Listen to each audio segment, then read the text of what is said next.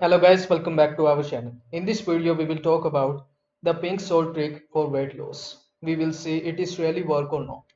The trick involves drinking warm water mixed with Himalayan pink salt, lemon juice and sometimes honey first thing in the morning. The claim is that it boosts metabolism, aids digestion and help you lose weight quickly.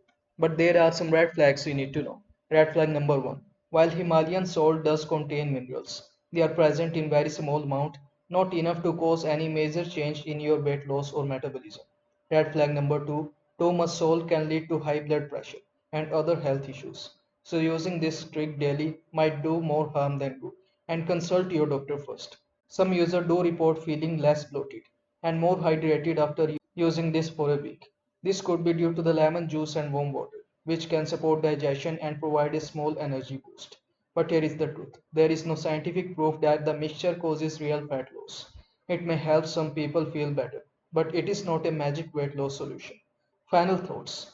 The pink salt trick is not a scam, but it is overhyped, and consult your doctor first. So that's all for this video. Please like this video and subscribe our channel. Thanks for watching.